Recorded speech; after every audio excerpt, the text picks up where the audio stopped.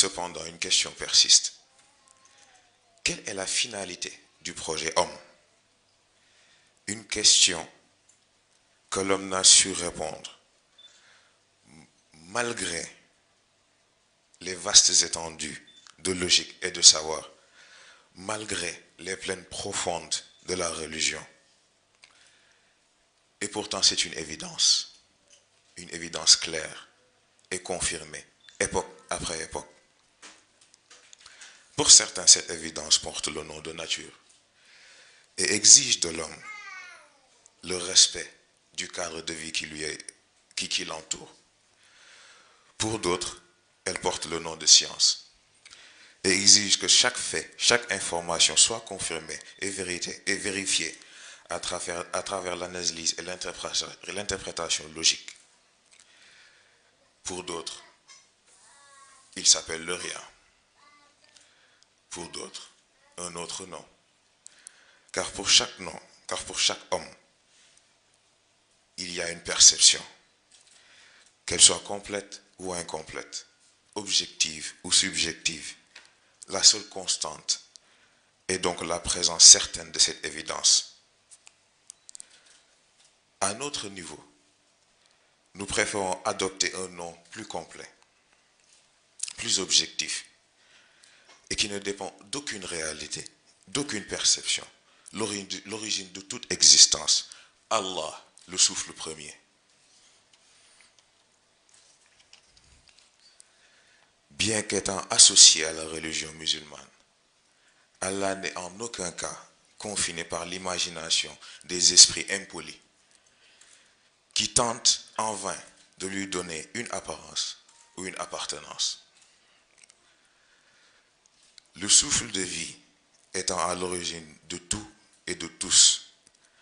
est la fondation sur laquelle la supériorité de l'homme est basée. jaajëfal bu baax waa régie ci extrait bi xëy na moom la ñu wax ni mooy introduire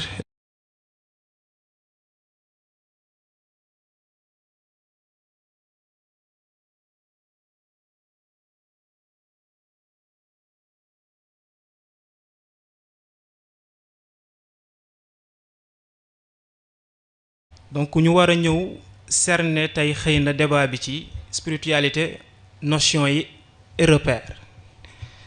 xëy na bu ñu waxee ci baatu arab thème bi dafay dellu ci al qadasa ar ruhiya al mustalahat wal mualam waaye bu ñu nee notion et repère dafa mel ne dañoo amee intention wu def analyse conceptuelle nekk ci notion yeeg concept yi wala repères yi ñu defaat ci seetlu lu waral loolu dafa fekk Serigne Moustapha mës ñu indil ci ñett yi nga xamante ni si ñoo seq téere bi waxul alxuraan mais kitaab bi la wax bu ci njëkk moom moo dellu ci concept yi mu ne concept yi farata la ñu maîtriser ko maîtrise bi ngay am ci concept yi mooy tax bu leeree nga mën a jëm ci application yi te waxul pratique yi mais application yi la wax bu application yi taxawee résultat yi mu war a jur mooy doon troisième niveau bi ni mu indee ci résultat yi nag ñett étape la résultat à court terme moyen terme et à long terme donc dafay nekk farata iraat concept yooyu waaye dafa am ay obstacles yoo xam ne dañuy dajeek ñoom bu ñu songee concept yi te faw ñu xool nu ñu def ak ñoom obstacle yooyu moom mooy contour yi wër concept yi dafa rigide dafa naxaree percé beneen it dañ fi fekk ay repères yoo xam ne mën nañ ne c'est des repères surfaits te balaa ngay mën a dégg bay ab dem ci application yi il faut que yooyu nga defaat ci yeneen jàngat pour mu mën sotti sang bi wax ñu jàngal ñu ci aller retour citation boo xam ne tënk na yiñ fi indi yooyu mu dellu ci les choses ne sont toujours pas ce que l'on croit qu'elles sont peu importe à quel point ces choses semblent vraies car nous vivons dans un monde où la seule certitude est qu'il n'y en a aucune mu wax ñu it domaine bii ñu attaqué tey mu domaine spiritualité nekk na domaine boo xam ne incertitude yooyu fa la ëppee bu ñu nee dimension mentale labyrinthe la waaye mën nañu it dimension spirituelle it labyrinthe la parce que éléments yi ñu ciy dajeel yu ci bëri ay illusion ye looy teg sa bopp parce que amagoo certitude boo teg sa loxo. Donc il faut que yooyu nga def ko face pour mën a dégg ba mën a dund sa dund spirituel. Beneen bi it am ay questionnement yoo xam ne nit ki léeg-léeg daf koy posé wu mais pour mu am ci réponse dafay jafe. bi ci njëkk mooy yàlla ñu ngi imaginer naka lañ koy imaginer déjà moom yàlla. Beneen bi it suñu digganteeg moom naka lañ koy cerner bëri na ñu ci jàngal mais est-ce que façon biñ ñu ko jàngalee est-ce que loolu la yàlla di xaar ci ñu appréhender ko noonu. Donc loolu it mu ne ay questionnement loolu moom moo tax ñu mën a glisser ci définir lan moo waral sax nit war a xalaat ne war na am interaction boobu mook yàlla ba ci questionné wu. te yaakaar naa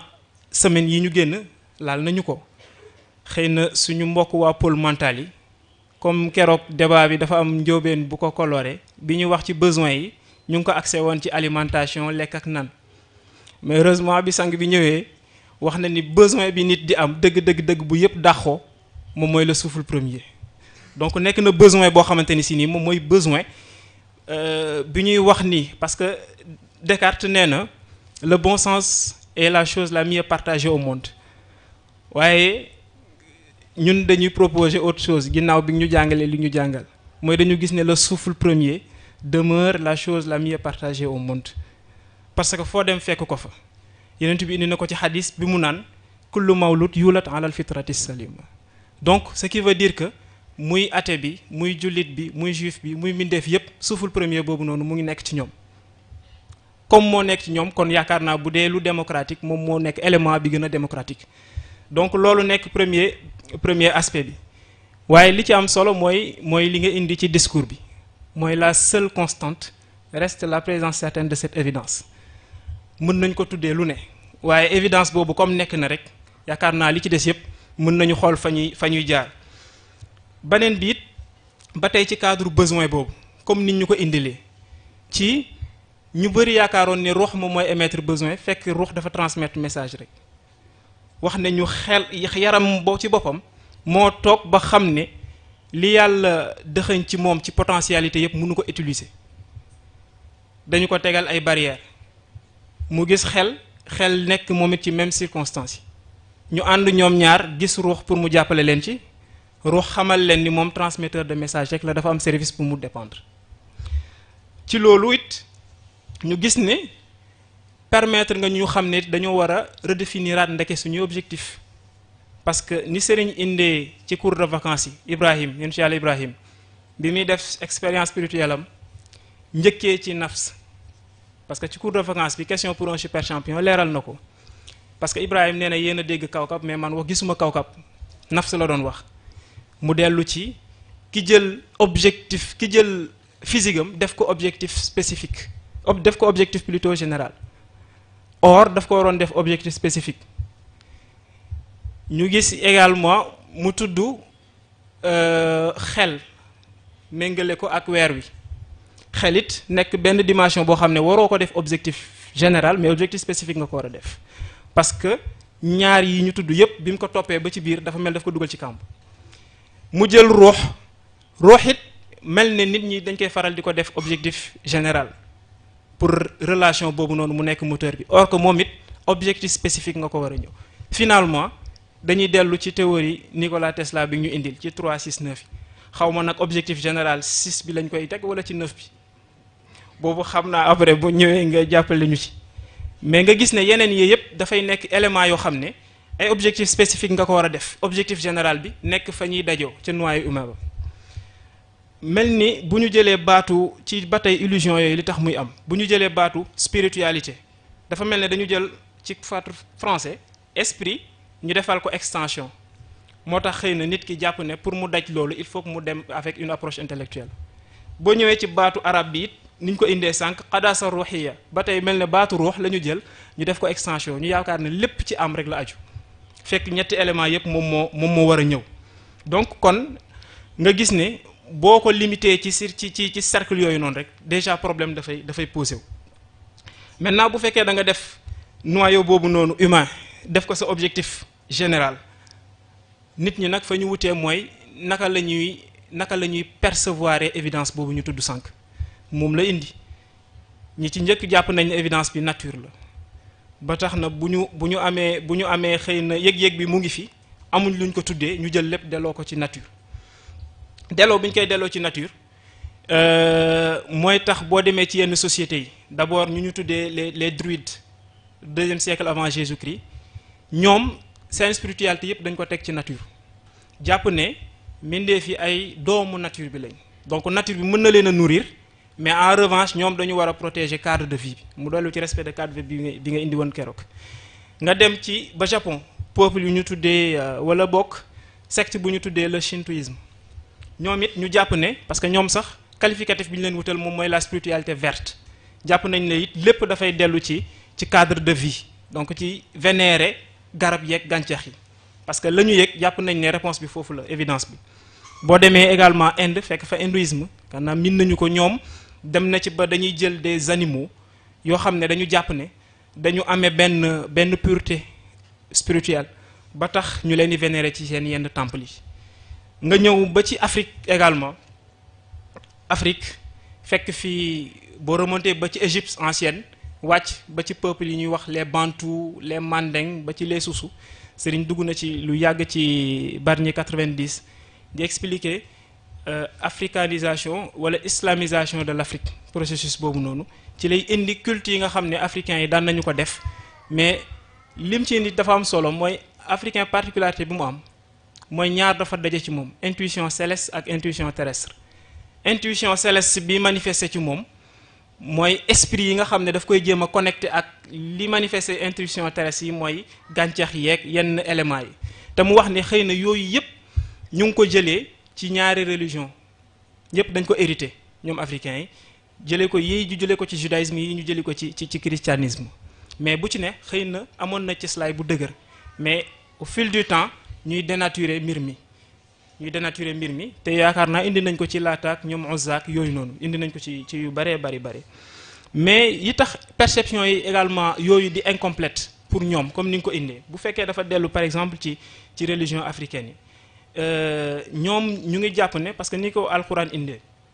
boo leen fekkee ci ca la ñuy jaamu ngeen laaj leen garab yi wala doj yi ngeen di jaamu lan moo tax mais dañuy ñaan dañuy jaamu yi parce que comme jotuñu ci yàlla bu mag bi il faut que ñu ut des sosis yàlla ci boppam la ñuy utal sosis à travers symbole yooyu noonu ñu daj ci yàlla bu mag bi mais Ibn Arabi moom it ci sagesse des prophètes mu wax ni yàlla pour nga cerner ko il faut que nga boole ñaari caractéristiques am benn bi ci njëkk moom mooy son immanence son immanence mooy aspect tashbih bi yàlla mën nga ko utal analogie dafay ñëw mais da nga ko war a booleeg sa transcendance ñaar la yoo xam ne da ngay jàpp ne oxymore la mais ñooy ànd donc yàlla le fait que mën nga ko jaar ci symbole yooyu noonu waaye bàyyil xel ni moom yàlla comme nee na laysa kamislihi shay donc il faut que transcendance boobu ñëw donc ñaar yooyu la ñu bàyyiwul xel xëy na moo tax ñuy versé wu ci erreur yooyu. beneen bi am na ñu jàppee évidence boobu tuddee ko turu science dem na ba am lu ñuy wax scientisme dem nañu ba jàpp ne finalement est-ce que sax du mujj nekk religion ci ñoom parce que loo leen mënti indil bu ko science validé wul duñ bàyyi mu jàll parce que jàpp nañ ni raisonnement scientifique boobu noonu moom mooy sookul bi vérifier fiabilité mbir yépp beneen bi it mooy scientifique léeg-léeg dina analyser phénomènes yi mais du ko delloo dina analyser phénomène bi étudier relation de causalité waaye du delloo mbir mi ca cëslaay la phénomène bu taw par exemple ñoom bu ñu gisee mu taw li ñuy analyser mooy cycle de l'eau dañuy jàpp ne c'est un processus naturel rek jant bi mooy chauffer bu chauffer plan d'eau yi évaporation am bu évaporation amee vent yi transporter nuages yi bu ñu dajee phénomène condensation am ndox wàcc ndox bu wàccee taw am li ruisseler li infiltrer cycle bi continuer waat évaporation amaat ñu yemale ko foofu mais malheureusement du ñu remonter ci élément déclencheur ki déclencher processus bi muy yàlla donc yooyu it dafay tax perception yi di incomplète à ce niveau nga demaat ba ci ñu war a mën a tuddee ñi jàpp ne évidence boobu noonu c'est le rien tuddee ko le rien nga am ci ñaar athéisme mu ngi fi les agnostiques ñu ngi fi athée li ñu ci jàngal moo ci nekk moom mooy athée mën nañ ko considérer comme la preuve tangible de l'existence de Dieu. Parce que athée ki ma amal problème mooy ki caricaturé yàlla ci boppam kooku la amal problème parce que jàpp na ni yàlla bi mu xamal boppam ak yàlla bi ñu ko présenté bokkul. Donc yëg-yëg boobu noonu mu am moom moo tax muy pousser lépp loo xam ne ni proposé nga ko tuddee ko yàlla bu ko defee mu dellu ci science wala mu dellu faneen pour am la mu soxla. Am nga ci les agnostiques ñoom jàpp nañu ni xëy na yàlla ak yooyu am na mais jàpp nañu ne esprit humain moo limité pour percevoir yenn yi. Donc spiritualité ñoom dañ koy dàq parce que jàpp na ne da leen di tarreel parce que nit limité na mënul àgg foofu ñoom loolu la ñu jàpp nga mën ci dugal ñoom Kant ak ñoom ñu demee noonu. Beneen biit ba tey ci évidence boobu ñu koy interpréter nga gis ñu tuddee ci cadre bi ñu ne muy religion musulmane par exemple ñu jël évidence bi tuddee ko baatu Allah mu nekk le souffle premier nekk benn tour comme ni nga ko waxee qui est beaucoup plus complet dépendrul ci benn perception te objectif na par rapport ak yeneen yi waaye it foofu li nga ci indi moom moo ci am solo mooy nañu fexe ba bu ñu caricaturer Allah boobu noonu parce que caricaturer bi ñu koy caricaturer moo tax ñu koy utal apparence wala ñu koy uppal appartenance limiter ko te waruñu ko limiter. Dañuy gëstu ba daj Spinoza ñu ci wax maa ngi ciy wax ak mbokk yi ne moom dafa mel ni élève capitaine la ndax dafa am lu mu développé ne ñetti élément moo am bi ci njëkk mooy li ñu war a mën a tuddee les attributs am na li ñu tuddee l'entendement waaye am na également lu ñu war a mën a tuddee baax ngay daw am na également lu ñu war a mën a tuddee je pense ban tur la utiliser ti dernier élément bi moom la jàpp ne moo contenir lépp tur bee xaw a rëcc mais jàpp na ni loolu moo contenir lépp substance merci moom mooy substance premier moom jàpp na ni la substance premier moom mooy le contenant dara génnul substance premier donc lépp loo xam ne ni gis nga ko fi muy phénomène substance première boobu moo ko contenir te loolu jàpp na ni moom substance première boobu mooy yàlla mu dellu ci li nga indi woon que ni concept de mal xëy na léeg-léeg bu ñu jëlee yàlla dañ koy daax mais mal est-ce que mën nañu ko génnee ci zone boo xamante ni si ni yàlla moom moo koy contrôler comme si dafay échapper ci vigilance am te yàlla dara mënul échapper ci vigilance am parce que c'est son entreprise moom lépp kon dara mënu ko rëcc donc moom jàpp na ni comme ni nga indee ci substance premier boobu noonu jox ko yàlla que ni dara mënul génn ci cadre yàlla donc moom noonu la ko gisee donc fii bu fekkee nag dañ ko caricaturer dinañ utal yàlla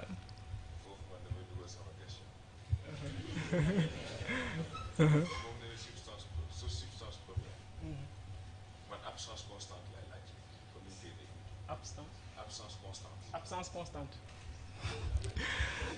ma jottali leen question bi sang bi joxe Spinoza tudd na substance première moom mu ngi laaj léegi absence constante nuñ koy def waaw loolu la leen laaj voilà donc nga gis ne ba tey ci cadre diine boobu noonu yàlla il faut que ñu xoolaat ni ñu koy appréhender sëriñ wax ñaari baat yoo xam ne tënk na lu bari mooy jaam biy jóg pour matal ponk diineem ak jaam biy jóg dem ci yàlla du benn moo tax mu indi différence bi am entre religion et culte ki jóg dem ci yàlla nag xëy na am na lu mu soxla loo xam ne dina ko yóbbu te moom mooy dellu xëy na ci mélodie bi ñu indil iqra bismi rabbik cette mélodie qui réveille le corps accélère l'esprit et exalte l'âme donc symphonie boobu noonu il faut que mu ñëw pour nit ki mën a àgg fa mu jëm donc fa la ñuy defee transition waaye it balaa symphonie bi mat il faut que ñu abattre illusion yi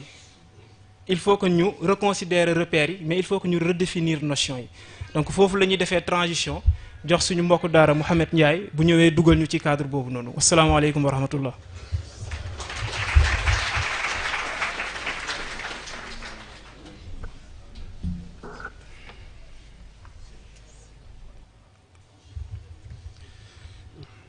asalaamaaleykum wa rahmatullah wa barakaatuhu.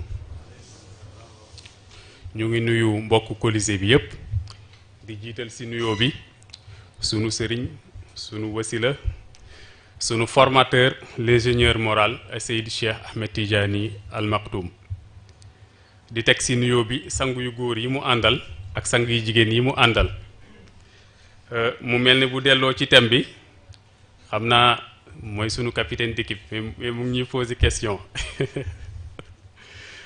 waaye bu delloo ci thème bi yaakaar naa ni li nga xam ni moom la fi sunu mbokk daara Daouda indi doyoon na sëkk pour ñu comprendre li nga xam ni moom mooy dimension spirituelle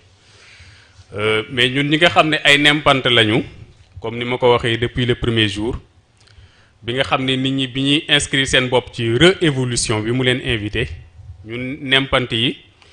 comme màgguñu duñu sori sunu source nourricière mu mel ni loolu dañu ko war a nangul donc bu delloo ci cadre dimension spirituelle bi li mu tudd ci discours d'ouverture bi rek si la ñu yem daal di ciy xalaat te mooy lim ñu tudd baatu évidence bi ak baatu symphonie boobu noonu moo tax tey nous allons parler de musique xaw ma ndax dinañ ñu ko nangul waaye soirée dansante la soirée dansante boo xam ni musicien bi koy tëgg mu ngi tudd rabbikal lazi xalax moom mooy musicien bi ki koy accompagner ci instrument yi mu ngi tudd rabbukal akram seen genre musical moom mooy redécouverte des notions et des repères billet d'entrée bi moom mooy esprit logique mais ouvert mu mel ni moom mooy promoteur soirée dansante moom mi nekk la voix du Colisée de concert on peut dire voilà nous sommes à la bonne école le spécialiste en chef corrigé nañu donc c'est un concert mais boo seetloo ci aspect yi nga xam ni moom la sunu mbokku daara Daouda indi spiritualité de manière générale mais baatu wolof bi mu jiital rek moom la ñuy àbb te mooy kuy wàlliyaan boobu dafa fekk sa dëkk dafa tëggul ndax équivoque yi ci nekk te sang bi relever ko te mooy évidence boobu ñun ñu arrivé sax daal koy jox benn tur muy Allah dañ koy confiner wala ñu di ko uutal benn silhouette bu muy am ci aller retour sax ci repère surfait mu ngi ñuy expliquer ni ñenn dinañ dem ci caricature yooyu ba di ko uutal une barbe mu ne peut-être c'est quelque chose à vérifier plus tard mais boo seetloo ci symphonie boobu parce que repères yi ak notions yi xëy na tey du ñu ñëw def l'inventaire des repères et des notions parce que li ñu jàpp mooy il y a autant de repères que de réflexions et il y a autant de notions que de perceptions parce que boo seetloo repères yi dafa nekk ay éléments yoo xam ni boo commencé di réfléchir si lañ lay jox élément d'appréciation yooyu loolu la ñuy tuddee repères yi notion yi nag mooy boo defee sa réflexion ba pare la nga ci dégg ak représentation ya nga ca am loolu moom mooy doon notion yi buñ delloo ci symphonie bi toujours il faut que ñu def différence entre rabbikal lazi xalaxa boobu ñuy wax ak rabbukal akram rabbukal lazi xalax ñu jox ko turu auteur compositeur rabbukal akram ñu jox ko turu maître instrumental parce que ci baatu iqra bi iqra ñu bari ñu ngi koy firi ci façon bu ne maanaam dégg la boo xam ni dafa am lu muy àndal parce que structure bi nga xam ne moom moo nekk ci dimension physique bu nit nekk ci dimension morale bu nit même structure nekk na ci dimension spirituelle bi en termes de représentation en termes de convention en termes de cliché en termes de stéréotype boo inscrire sa bopp ci nag ci cadre iqra yooyu noonu foog mu déconstruire ko tudd nañu concept de déconstruction constructive déconstruction yooyu muy impliqué mooy waral manifestation yi ciy am yépp xëy na ñuy jàngale ci siire naan la yonent bi sallallahu alayhi wasallam bañ ko ne iqra mu réagir nii mu gëlëm mu dugg fii mu génn fii fekk baat bu ñëpp dund la te mooy bu diine di la fekk si dina la fekk ak ay perception ak ay croyances yoo xam ni pour mu pénétrer la déglu ga nga koy déglu day kase yooyu noonu commencer ci fondement yi commencer ci poutre yi commencer ci bâtiment bi yépp lay daaneel waaw daaneel boobu mu koy daaneel effet bi muy am ci yow noonu ngay déggee baatu iqra bi moo tax bu nee iqra écoute mën nañ ni écoute religieuse la iqra écoute religieusement bismi rabbikal lazi xalax baatu ismu aussi da ngay seetlu ni buñ koy firi toujours dañ koy delloo ci wàllu tur mais sunu borom ci ni muy waxee il faut que ñu def attention ci benn affaire te mooy dafa am genre pédagogie de l'essentiel léeg-léeg day utiliser benn baat ci contexte yu bari nga foog ni baat bi même chose lay signifier partout waaw fekk contexte bu ne ak signification bi mu ko jox baatu ism nag dañu seetlu ni lu ci bari tudd na ko fekk lim ci jubdu mooy paternité maanaam benn position bu nit am wala bu muy def ñu war ko jox paternité bi parce que dal nañu ci moment de vérité bi ñu sang bi di jàngal ci wàllu orgueil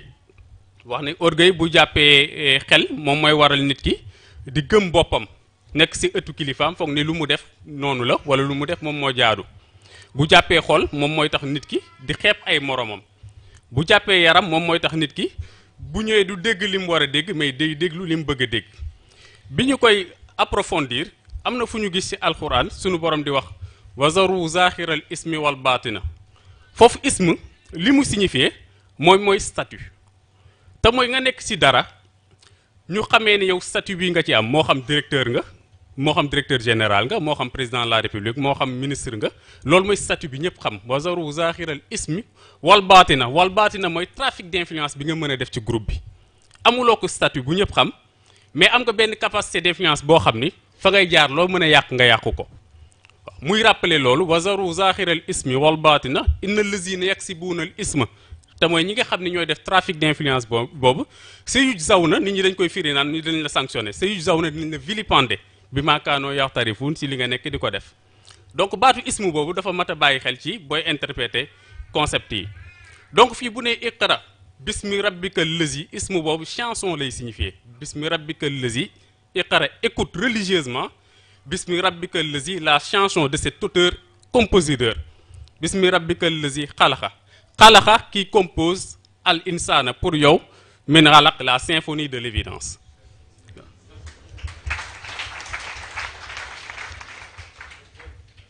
donc alaq boobu da ngay gis ni bu dee scientifique nga bu la neexee nga jox ko comme signification adhérence mais bu dee ci cadre mystique doo ko signifier adhérence symphonie de l'évidence parce que parcours boo xam ni bu commencé ci tokk ndox tokk man yiw ba ni muy xëy di doon nit boo ko defee parcours li nga war a xam ci évidence bi yëpp di nga ko xam waaw donc moo tax bu dee ci cadre mystique symphonie de l'évidence nga koy firé mais bu dee scientifique bi moom bu ko dexee mu firé ko adhérence ak développement yi mu ci def donc iqra bismi rabbika allazi xalaqa al insan min alaq iqra wa rabbukal akram iqra écoute religieusement wa rabbukal akram ce maître instrumental allazi allama bil xalam mooy évidence bi la të moom rabbukal akram amul lu doon mystère ci moom waaw wa rabbukal akram allazi allama bil xalam amul benn mystère ci loolu allama mu emporté la al insaan yow mii nit allama al insaan maalam yaalam dans les grandes aventures de cette évidence waaw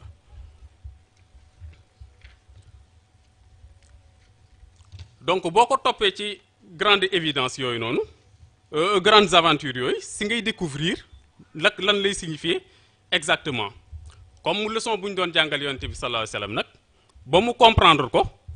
am na bés mu laaj sunu borom ne ko waa démarche boobu nga utiliser nan la demee noonu démarche bi nan la demee noonu sunu borom ne ko inna alaynal jam'ahu ba ñu waree def évolution moo xam évolution wala réforme waaw parce que l'islam tàmbaleewul ci yonent bi sallallahu alayhi wasallam waaw maanaam spiritualité bi tax ñuy wax tàmbaleewul ci yonent bi sallallahu alayhi wasallam am na ñu ko jiitu woon moom dafa ñëw mu ne ko ba ñu waree def réforme ci wàllu boobu inna alaynal jam'ahu wa qur'anahu dellu ci alquran mu ngi dellu ci repère mère yi waaw inna alaynal jam'ahu ba ñu waree def réforme ci spiritualité bi wa qur'anahu dañ la nampal ci repère mère yi kon fa isa xaraxnaahu boo bëggee ñoom ñu am ci ay notion fatta bi qur'anahu fexeel repère mère yi doon ay repères chirurgicaux ci ñoom waaw parce que moom li mu yor nubuwa moo tax ñuy tudd repère mère mais boo yorul nubuwa du repères chirurgicaux la ñuy wax waaw ndax baatu chirurgie boobu sang bi moom moo ñu ko jàngal donc suma ina alaynal bayaanahu pour que seen perception mu mën a jàppandi moo tax albayaan firiwul waaraate waaw albayaan li mu firi par rapport ak symphonie bi mooy a cappella waaw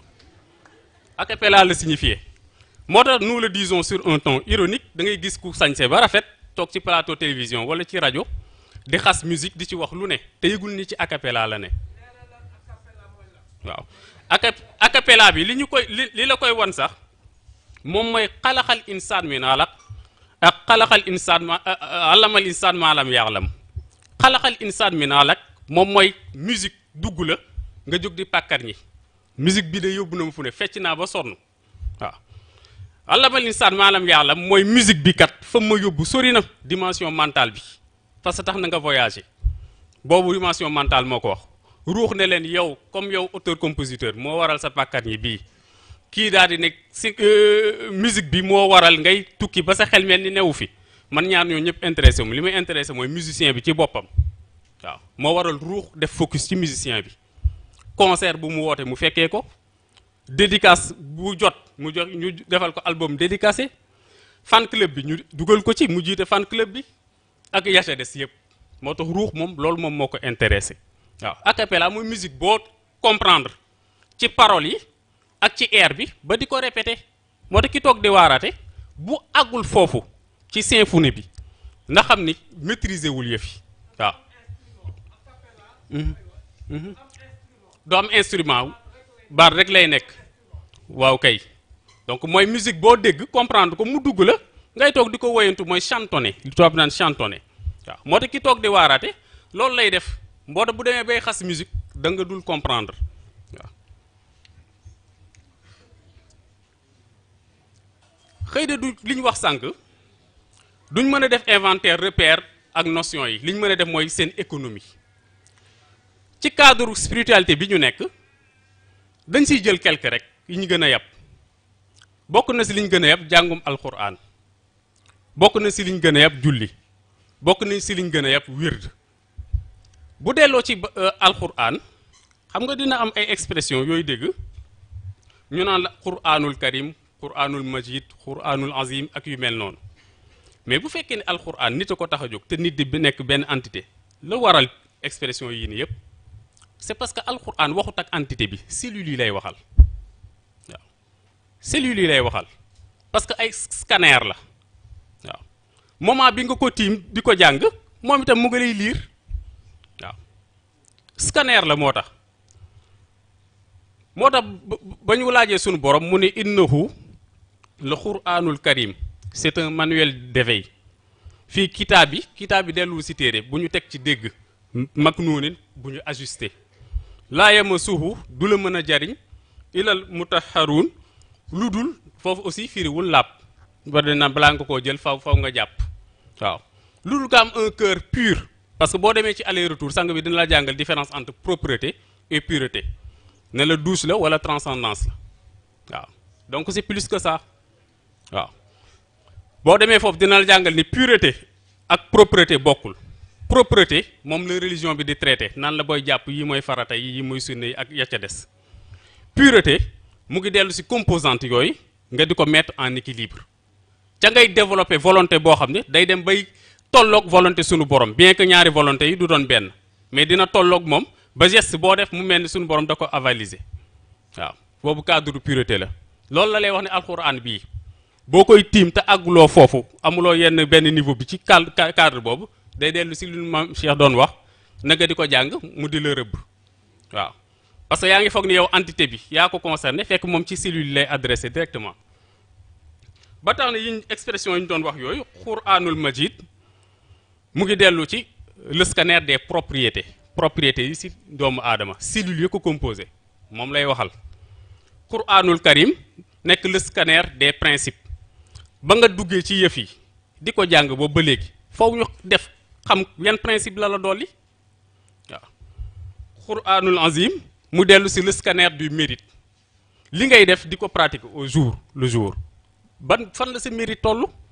sa digganteeg sa borom beneen bi di Qur'anul Mubin muy le scanner des résultats ban jeexital la jur ci yow foofu ñu xam ko donc loolu moom waral mu am tur yi nii yépp foofu nag cellules yi lay waxal waaw cellules yi lay waxal waxut ak entité bi ni ko koy xamee mooy boo amee sa doom nga xëy moo xam nga yóbbu ko daara wala nga yóbbu ko jardin d'enfants peut-être pour faire tomber les clichés nga toog plusieurs mois wala plusieurs années dem di ko seeti ñëw fekk ko ci anam bu doy waar waaw ba yow ci boppam ngay tiit ne waa lii moom lu ko waral ni nga tilimee nii ah ni nga jeexee nii xanaa dooy lekk waa sa góom yi sa yaram nangam nangam noonu muy jooy di la kalaame noonu la cellules yi di def par rapport ak alxuraan di wax seen environnement ne environnement bi ñu ne moo waral lii yëpp environnement bi kan la entité bi la waaw bu ko defee boo ko jàngee te xamuloo fu état cellule yi ne loolu mooy waral mu lay rëbb parce que réaction ba ngay am yow en tant que waajur ci sa doom ak ni ñu ko traité même réaction bi la alxuraan di am ndax yii ñuy wax ni Karim Majid ak Azim yooyu yëpp ñoom dañu nekkoon ay chargé de programme ca conception ba moo waral ñu miinanteeg cellules yi waaw Allah mooy c'est le chef de projet waaw mais am projet bi am na ñu ko accompagner loolu moo waral alxuraan ñu di boole si terme yooyu noonu ba bu ko nit di jàng mu war a def attention beneen bi si gën a yéeme ci terme yooyu moom mooy quraanul fajr ñii firi naan la dañ ne jàngal alxuraan bi ci gën mooy waxtu fajar fekk fu quraanul fajr moom moo géré li ñu naan les manœuvres d'équilibre waaw li tax ñu boole ko ak fajar mooy fajar boo yeewoo dafay tombeek entité bi def genre mise à jour dimension physique bi noppalu na xel mi noppalu na donc foofu dal gi moo tax ñu di ko wax mais fajar gi sax delluwul ci fajar googu fajar gi mooy moment bi nga toog ba yëg ni dimension yooyu vraiment nekk nañ dans un état positif boo si jàngee alquran dina jàppandi surtout bu fekkee ni quranul fajr yi moom nga yéene parce que mooy defar manœuvre d'équilibre parce que ku ne xam na ne manœuvre d'équilibre yi fajar la gën a yomb donc buñ jógee ci alquran ñu dem ci beneen bi ñu gën a yàpp muy la prière bu delloo si wàllu julli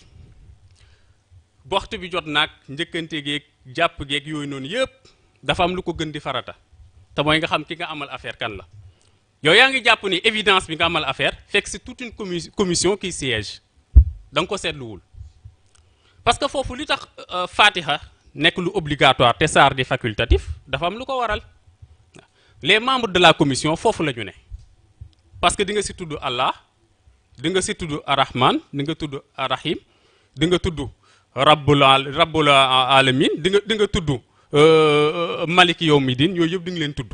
ñooñu mooy les membres de la commission ku si nekk di nga toog ak benn dimension ci nit ki Allah dina toog ak ruux rahman ak rahim ñoo koy encadré parce que bu dul arrahman du arrahim Allah du soxla toog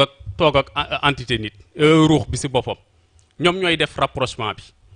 waaw donc bismillahi rahmani rahim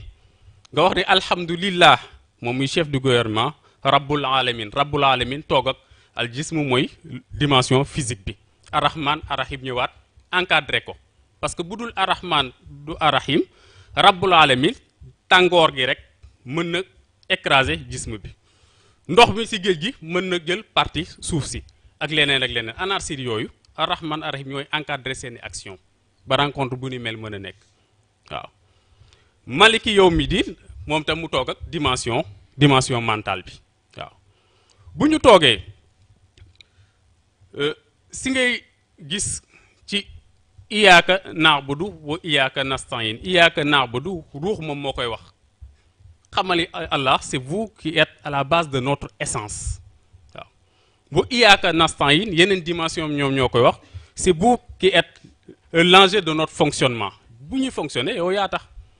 ñu ànd ne ihdina siratal mustaqim delluwul ci nga teg ñu ci yoon bu jub ihdina nga assuré ñu siratal mustaqim une existence d'équilibre parce que moo ñu jàngal ni l'essence de l'humain c'est l'équilibre waaw siratal lazina an'amta alayhim mooy équilibre boobu bañ la ko joxee investiraat nga ko ci entreprise suñu borom waaw waaye nekkul ghayril maghdubi alayhim wala daalin jëloo ko mujj gi mu doon outil nga di ko défier yàlla waaw loolu moo tax fatiha bi obligatoire saar yi ñëw nekk lu facultatif parce que li ñu lay wax après ci alquran yépp génnul ci ghayril maghdubi alayhim wala daalin ak nu mu tëddas siratal lazina an'amta alayhim ay ghayril maghdubi alayhim wala daalin génnul ñaar yooyu soit sunu borom di la wan ni boo bëggee équilibre fii ngay jaar boo bëggee équilibre ñoom diw ngay roy boo bañee bokk ci beneen camp bi lii ngay moytu boo bañee bokk ci beneen camp bi fexeel ba li conséquence bi dal ñoom diw bu mu la dal waaw loolu moom mooy nekk li des ci kii alquran ci julli gi boo weesoo julli gi beneen bis tegu moom mooy wird l'ingénieur moral daf ñu jàngal ni mag ñi bu ñu demee ba téye seen kurus rek c'est parce que dañu concevoir que lii c'est une extension de leur être waaw duñ ko téye mukk ci caaxaan waaw wérdi bi lan ngay wax yaa ngi def istighfar lan la pour di jéggalu lan ngay jéggalu li nga xam ne accessoires yi def nañu ko mu dellu ci dimension physique bi waaw boo ci paree yaa ngi ciy teg salaatu ala nabi pour lan mooy defar dimension mentale parce que évidence bi nga bëgg a xam moom ci boppam xam leen na ni l'œuvre de son existence moom mooy yonent bi sallallahu alayhi wasallam donc nga jaar ci moom moo gën a gaaw bi ci tegu moom mooy xaylala bi moom mu ñëw defar moom itam dimension spirituelle bi parce que la ilaha illallah ni ñu koy firee la ilaha il n'y a de facteur dominant qui vaut la peine de manifester une volonté et de déployer de l'énergie illallah que le facteur dominant légitime le seul qui vaille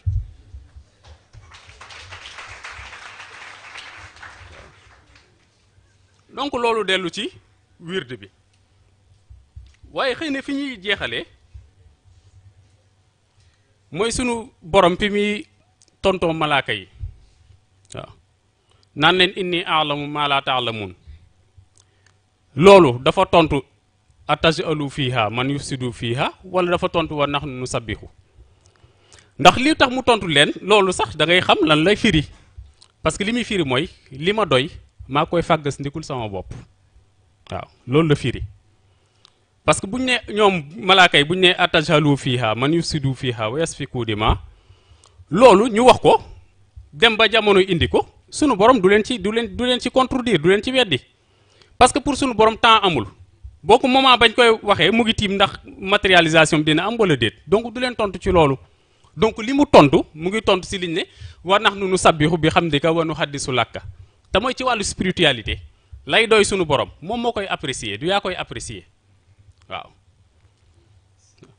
loolu leen tontu ne man li ma doy maa koy fàggas nikul sama bopp waaw moo tax foofu ngay déggee réponse bi mu leen jox waaw mais ñoom kañ lañu am preuve bi ba ñu demee ba inna allaha wa malaykatu salluna ala nabi ñu xam ne seen nahnu nusabbihu ba ñu doon wax firiwul dara waaw ça veut dire que ki ñuy waxal la ko doy moom xam na ko ndax gis nañ preuve bi mu mel ni foofu comme nit moo ne woon enjeu discussion bi mu mel ni nit nag moom tam taxaw di ree suñu borom ne ko hey yaa ayyuhal lazina amanu salli alayhi wa sallimu taslima yéen a ci bokk intérêt donc sallallahu taala wa ala alihi wa sahbihi wa sallama taslima subhana rabbika rabbil izzati amma yasifun wa salaamun alal mursalin walhamdulillahi rabbil alamin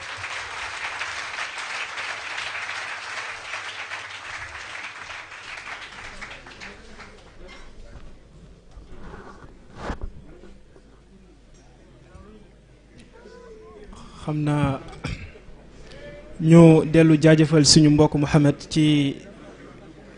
exposé bi xëy na rek pour gagner du temps dañuy dem directement ci liste intervenant yi xëy na rek ñu baal ñu ñaan leen ñaar rek benn bi moom mooy comme thème bi dañu ko circonscrire ci libellé bi spiritualité notion et repère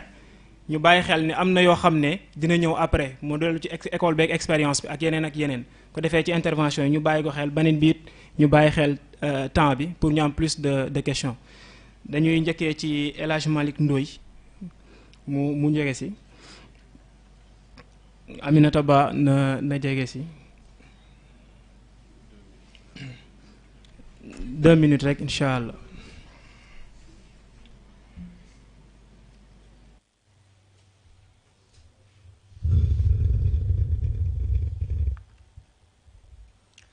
asalaamaaleykum wa rahmatullah ñu leen di nuyu bu baax sang ñu lay ziar di ziar ñi nga àndal ñëpp di ziar ñi fi teew ñëpp di rafetlu wax dëgg yàlla mbokk yi seen intervention am na solo xam naa ñun dañuy ñëw rek par rapport ak surtout thème central bi muy évolution bi nga xamante ni moom lañ wax ni c'est une nécessité de l'homme à l'humain ndax Sëriñ Moussa hafizahullah wa ayyadahu wa ra'ahu dañ ko musa laaj lan mooy mustarshid mu ni al mustarshid huwa al insan al mutatawwir mu ni c'est un être humain qui évolue donc évolution bi c'est une nécessité pour tout le monde mais c'est une nécessité pour tout individu qui se réclame d'être Moustarchid. mu ni ba tey ci wàllu yitte bi sang bi wax ni facteur la boo xam ne moo ñuy permettre pour ñu jóge ci état bu doomu aadama dem nekk nit. yonent bi sallallahu alayhi wasallam waxoon ni adabani rabbi fa ahsana tahdibi. Sëriñ Moustapha hafizahullah wa ayyadahu wa ra'ah mu firil ñu ko mu ni adabani rabbi yàlla moo ma yar fa ma def yitte ahsana tahdibi mu rafetal sama yar. kon yitte boobu facteur bu important la donte le comme yonent bi mooy def yitte pour mën a yegg fi mu war a yegg rawatina ñu ñi nga xamante ni ñooy njabootam kon yàlla nañu yàlla may yitte boobu. bu ñu waxee ci wàllu spiritualité surtout dafay dellu ci wàllu ruux te maam Cheikh waxoon ni xam nga ñu bari bu ñu bëggee am développement ci wàllu ruux dañuy dem wuti wasila wala ñu wut koo xam ni dina leen mën a yóbbu ci suñu borom subhanahu wa taala maam Cheikh waxoon ni ku xamul jagle ruux yi war a wut taalibe te dañuy gis ni jamono bi bari na ñuy woote ci côté boobu te fa ñu war a maanaam li ñu war a xàmmee ruux yi seeni njaboot amuñu sax capacité boobu noonu te suñu borom waxoon ci alxuraan ni man xatala nafsan man xatala ñuy fàtte aaya bi mais dafa waxoon ni képp koo xamante ni da nga rey benn nit man xatala nafsan bi xayri nafsin aw fasadin fil ardi fa kaannama xatala naas jamia wa man ahyaha fa kaannama ahya naas jamia mooy képp koo xam ne rey nga benn nit mel na ni rey nga ñëpp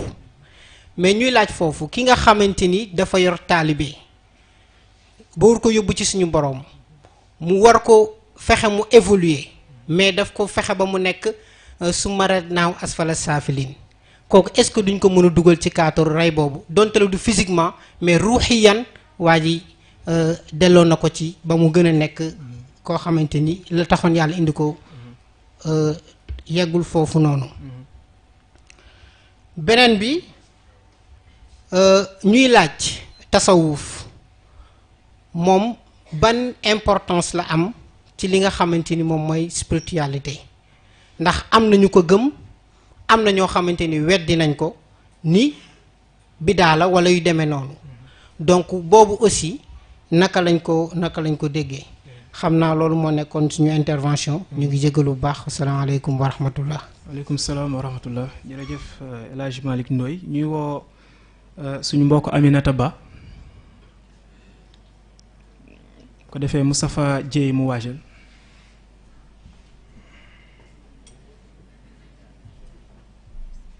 salaamaaleykum wa rahmatullah ñu ngi nuyoo di ziyaara di baal xaq te di baal di ñaan borom bi subhanahu wa taala boo ñu jéggal di jaajëfal mbokk yi kàddu yu am na solo di ñaan rek maam yal na yàlla mottali lépp incha allah defe naa mbokk yi nga xam te ñu doon def exposé am na solo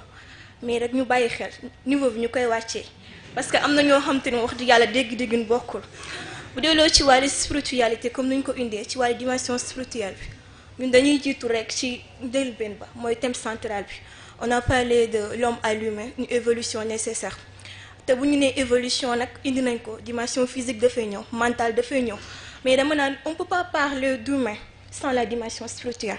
parce que indi na ko fi sànq bu delloo ci ñoom scientifique yi macha allah seen dimension seen esprit nu ñuy xalaatee kenn xamul nu mu toll mais boo xoolee lan moo leen dese rek mooy une dose de spiritualité parce que ñu ci bëri gëmuñu existence de Dieu ñu si mel ni comme ñoom ñi xam ne dañoo jël bannir Dieu ba sax bëgguma sax tudd moo bu nuñ ko indee mooy que ni daal bu dee la war foofu tamit dañuy spiritualité bu ñu nee spiritualité ñu ni naka la ñuy eggee suñu borom man dama naan foofu àgg suñu borom bi est-ce que du risque bu ñu àggee suñu borom te ñëwaatu ni nag nan lay indi kon dama jàpp ni dañu war a jàng naka la ñuy nekkalee suñu borom defe naa loolu la ñu war a wax bu dee loo ci wàllu aller retour maam dafa ko wax mu ni on parle de pureté quand l'être atteint une stade d'évolution mentale, physique, morale et spirituelle, mais aussi quand l'individu arrive à un certain équilibre par rapport aux éléments qui le composent. Bu ñu nee éléments qui le composent nag mënuñu génne environnement te bu ñu nee environnement kan moo jiitu mooy suñu borom kon dafa mel ni kon foofu noonu dafa war a njëkkeel existence suñu borom pour mun a atteindre benn fi nga xam te niveau boo xam te ne soxla na ko bu delloo nag ci wàll comme ni ñu ko waxee àgg suñu borom. maam wax na ko indi ngeen ko ci vidéo yu jiitu yi mu ni trajet bi guddul mais ay jikko la mu ni jikko yooyu nag lan la defe naa indi ngeen ko sànq bu delloo ci naka la ñuy def indi nga ko ci wàllu julli gi ci wàllu wérdu bi mun nañ fa jaar pour àgg suñu borom mais tamit dafa am lu importance te indiwoo leen ko mooy suñu taysir bien sûr parce que moyen la suñu taysir moyen la pour ñu àgg suñu borom parce que moyen la pour ñu àgg suñu borom parce que da ngay gis cadet bu ndaw macha allah mu yegg niveau boo xamante ni mag bu yor am 60 ans gàddu kurusam sax eggu ko fa kon ñu bàyyi ko xel baax salaamaaleykum wa rahmatullah. jërëjëf soxna Aminata Ba ñu woo suñu mbokk Moustapha Dieye.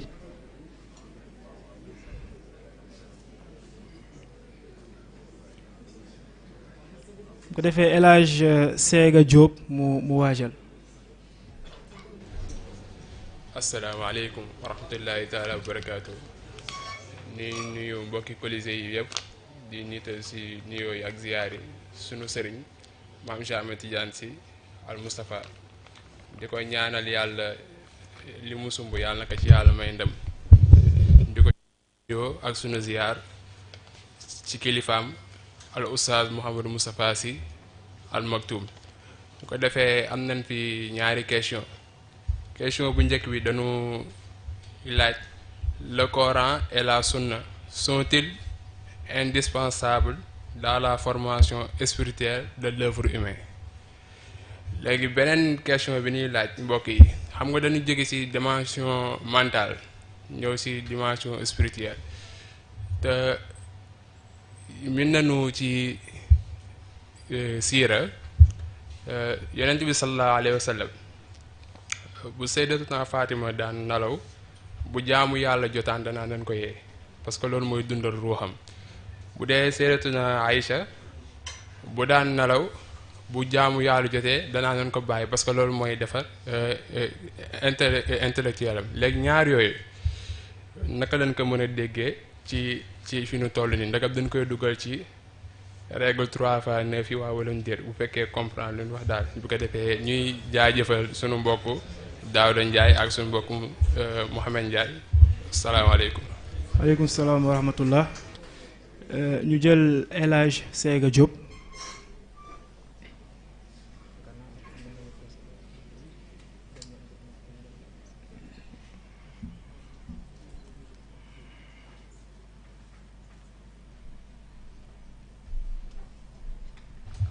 asalaamaaleykum wa rahmatullah. ñu ngi jéggalu ci kàddu yi ndax xam naa ni am na barab yoo xam ne ku fa dem moom jël bind rek moo war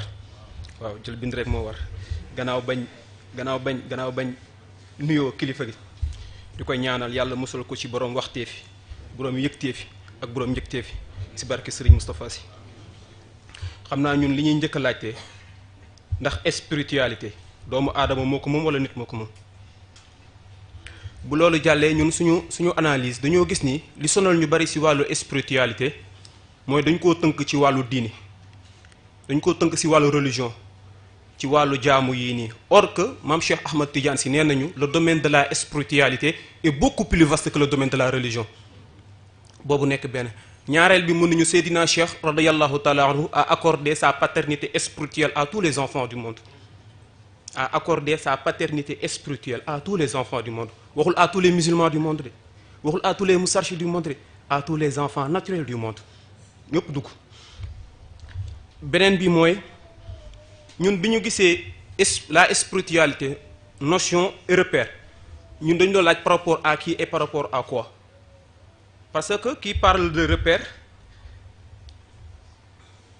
parce que qui parle de repère da ngay gis ni dañuy wax que ni un repère permet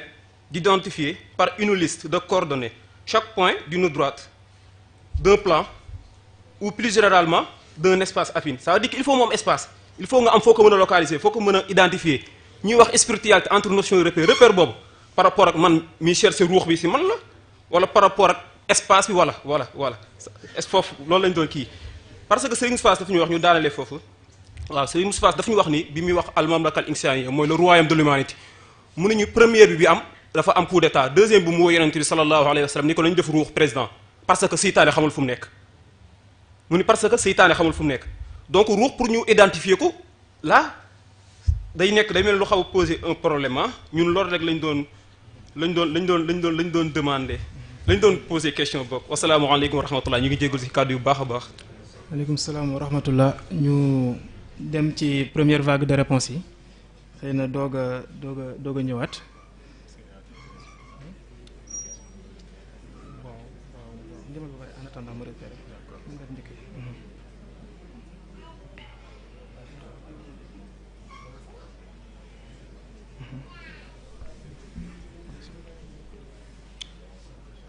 xam naa ñu nuyoowaat rek pour ñu dellu ci question yi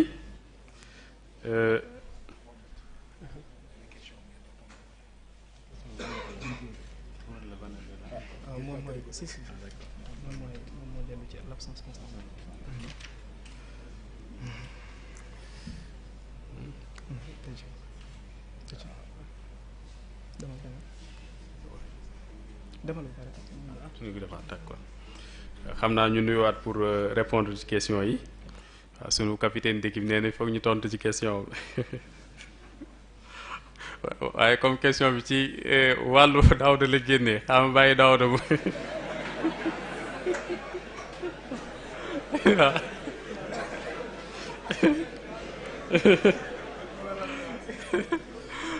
ndax moom moo fi andi Spinoza ak ñooñu ñëpp waaw mu mel ni am na solo mbokk mi njëkk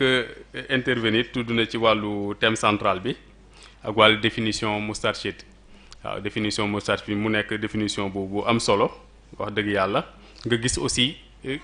sphère yi nga xam ne moom la embrassé yépp waaw mu mel ni mënuñu ko sax wutal benn identité parce que mooy fu mu dugg rek mu coloré fa de manière positive ak li mu wax ci adabani rabbi fa ahsana ta'dibi te mooy yonent bi sallallahu alayhi wasallam bi ñu ko laajee ku la yar ba nga mel ni nga mel nii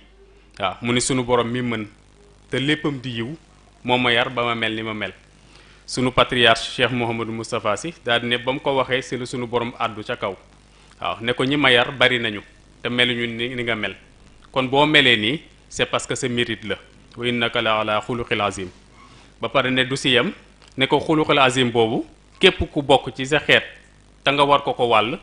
da mën nga ko wàll par rapport à des conditions 4 groupes la groupe bu njëkk bi mooy ñi nga xam ne ni ñuy sonnee pour seetal seen biti noonu la ñuy sonnee pour seetal seen biir ñaareelu groupe bi mooy ñi nga xam ni pacte de confiance bi dox seen diggante ak seen borom seen yitte ak seen jom moo def pacte de confiance boobu du rompre quelles que soient les difficultés ñetteelu groupe bi mooy ñi nga xam ni sunu borom moo leen wërsëgal te wërsëg ga mu leen jox wóor na leen ni borom bi moo leen ko wërsëgal mais ñu di ko def ca lañ koy def te xam ni tôt ou tard dina leen wan ni liñ doon sonnee jaar na ko ñeenteelu groupe bi mooy ñi nga xam ni mu ne solo bu rafet du leen tax a tiitaru lay bu dagan itam du leen tax a dàgg sante waaw mu ne ko ñeenti catégorie yi buñ soxlaa xuluqil azim yooyu na nga leen ci sédd donc contribution bi am na solo bu delloo ci wàllu wasila li mu ci wax aussi moom moo ci nekk waaw te mooy boo nee nit ñi na nga leen yóbbu ci yàlla na nga xam fu yàlla ne waaw na nga xam fu yàlla ne loolu dafay am solo waaw bi si des mooy sunu ingénieur moral moo ñu ko jàngal parce que ci aller-retour am na si aspect yoo xam ne man bi ma ko liiree daf ma jaaxal li mu ne finalité bi ci concept yi mooy nga constituer sa propre base de données mais ku sëriñ bi loolu ci réew mu mel ni Sénégal nga xam ni nit ñi bu ñu taree Fatiha sax foog ni war nañ woo ñeneen loolu dina ma jaaxal ñun bootu la ñu miin waaw bootu la ñu miin mu ne ma pourtant finalité bi ak li yàlla dëxañ ci nit finalité bi mooy mu constituer propre base de données moom digganteem ak évidence boobu noonu moo nekk lu ñu mën a comprendre waaw mais ci concept yi liñ ciy dégg yépp muy am solo ñun benn concept lañ ci tànn muy concept am kilifa waaw boobu rek mooy concept bi nga xam ne moom moo ñu ñor waaw bu delloo ci wàllu li mu wax tasawuf son importance dans la spiritualité wax nañ ko sànq ci wàllu confrérie yi yeeg wàllu éducation mystique enjeu bi ci nekk mooy nga xam lan lay servir boo xamul lan lay servir nga di ko jëfandikoo du la jariñ dara waaw du la jariñ dara donc loo si di ko pratiquer dafay am importance nga xam lan la lay servir yow de manière intrinsèque pour loolu nag foog nga xam sa bopp waaw foog nga découvrir sa bopp waaw bi si des mooy rapport boobu ngay am ak évidence boobu ñu bari dañ foog ni rapport vis-à-vis la alors que c'est interne loolu itam ingénieur moral moom moo ñu si édifié ne ci sa biir ngay travailler ba daj évidence boobu noonu nekkul lu externe mu mel ni sunu sœur wax na importance aussi bi nga xam ni moom la ñuy jox Taysiir loolu dëgg la Taysiir yaakaar naa ne ñun bu ñuy wax ne mooy sunu hymne mystique waaw ndax façon bi ñu koy jàngee ak importance bi ñu ko jox occulté wuñu ko mais dafa tolloog incompréhension bi am ci repères yi ak notion yi ci cité endormie bi la gën a dellu que ci Colisée bi waaw loolu mooy moo waral démarche bi waaw ci cité endormie bi la gën a dellu que ci biir Colisée bi waaw loolu moom moo tax waaw surtout que bu ñuy nax nit ñi si yooyu lañ leen di jaar mooy yiñ gën a yàpp tañ doon ko lim sànq waaw bi si des mooy caricature bi ci ne foog nañ ni ay yére yu rëy ak kurus bu gudd moom moo koy def waaw Coran ak Sunna sont-ils indispensables dans la spiritualité la waxul dans la religion spiritualité moom moo gën a yaatu parce que spiritualité expérience la alors que religion école la thème yii di ñëw dinañ ko gën a leeral incha allah li mu wax aussi ci exemple boobu yonent bi sallallahu alayhi wa sallam jox ci diggante sayyidatuna Aïcha ak sayyidatuna Fatima kenn ki mu ne buy nelaw dafay wax nañ ko bàyyi mu nelaw parce que intellectuel la loolu la ko sunu maam Seyyid Cheikh Ahmed Tidiane Sy Al Maktoum radiyallahu taala anhu waxee woon ne intellectuel la te ku ne xam na ni wàllu intellect boo si yëngu cerveau bi dafay soxla nga reposer waaw même sur le plan scientifique c'est déterminé booy def ay recherche ak ay xalaat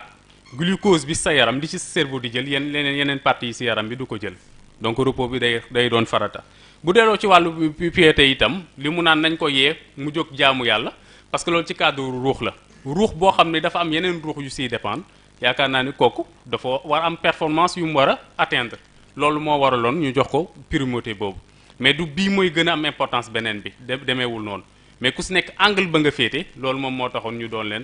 leen conseiller loolu waaw spiritualité ndax homme rek moo ko soxla wala humain spiritualité ñaar ñëpp a ko soxla waaw parce que wax nañ ni même ci homme bi évidence boobu daf koy daj problème bi mooy nan la ko war a tuddee ak yan interaction la war a am ak évidence boobu noonu donc ñoom ñaar ñëpp a ko soxla moo tax foofu sang bi jàngal nañu ci aller retour ne point de départ ci évolution bi nga doon homme wala nga doon humain amu ci importance parce que wax nañu ko nit dina juddu am cëru yàlla ak yépp et pourtant du ko deeyaale waaw nga nekk homme aussi ba sentir ko ci sa bopp te évolution ñor la départ boobu ngay def aussi bu mu nekk loo xam ni daf lay décourager parce que mën nga déparé homme après finir nekk un humain accompli donc ñoom ñaar ñëpp ñoom ñoo soxla spiritualité bi waaw notion yi ak repère par rapport à qui par rapport à quoi par rapport à l'entité humaine waaw par rapport à l'entité humaine parce que si introduction wax nañ sànq ni li ñu gëm mooy il y a autant de repères que de réflexion autant de notions que de perception parce que comme ni nga ko waxee repères yi ay flash yu ñu lay wan la mais yooyu balaa nga koy daj faw ngay réfléchir waaw faw nga siy réfléchir boo siy réfléchiree nag sunu borom ak ni mu yaatoo jeu bi nga xam ne moo dox digganteem ak nit ki si biir jeu boobu la lay jox ay repères yooyu la nga siy jàngat moom mooy doon say notion nga xam ni côté bii nga ko war a angle bii nga ko war a jàppee wala angle bii nga ko war a jàppee parce que ku si nekk ak cellules yi la constitué waaw mu mel ni dafa mel ni question yooyu moo fi ñëwoon xam naa sunu mbokk Daouda am na ay compléments yu mu ci indi. ngeen baal ñu àq. jërëjëf xam naa Mouhamed dafa fàtte question sang bi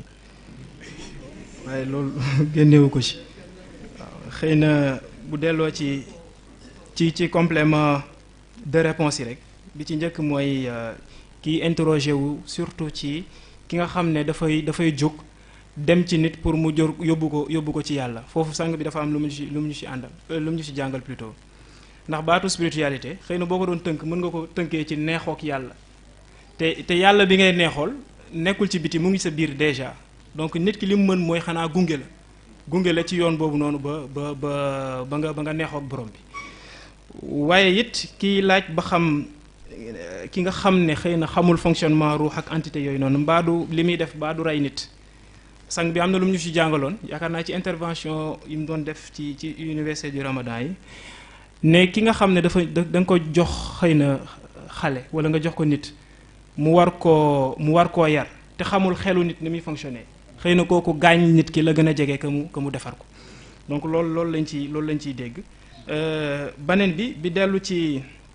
Sayyidatuna Fatima ak Sayyidatuna Aïcha donc li ci Mohamed indi moo ci nekk ñuy bàyyi xel beneen bi moom mooy li sang bi wax booy jël évolution bi da nga koy jëlee ci dimension 3D donc xëy na ñetti entités yi mënoo indi relation de prédominance ne bii moo war a jiitu bii wala bii moo war a jiitu bii mais ba tey comme relation 3D nga koy jëlee profondeur bi wala boog hauteur bi dépendamment de sa angle d'observation xëy na mën na wuute kii mën na gën a am penchant ci xel mi xëy kii mën na gën a am penchant ci côté évolution ci côté ruux bi yaakaar naa boobu noonu la ñu ko déggee xëy na bu delloo nag ci question bi sang bi posé donc xëy na risque la sax nga ne da nga ciy répondre waaye Spinoza moom nee na substance boobu noonu comme dara génn ko lépp mu ngi contenir ci biir substance bi mu tuddee ko yàlla moom Spinoza xamul baatu absence constante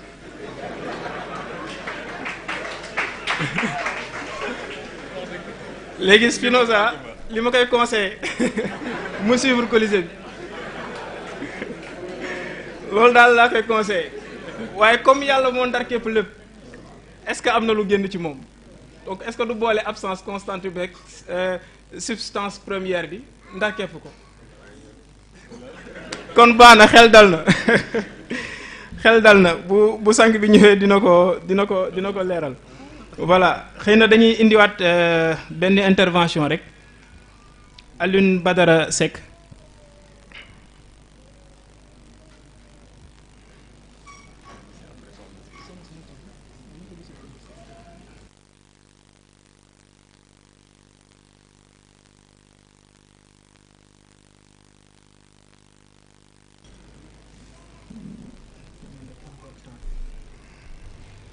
asalaamaaleykum wa rahmatullahi taala wa barakaatu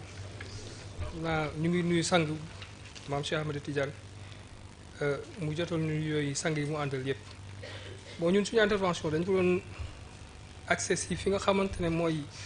la spiritualité mais ñun fii nii dañu koy particulariser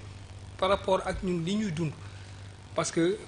ñi mu fi wax ñëpp les scientifiques les savants ñoom ñëpp baax na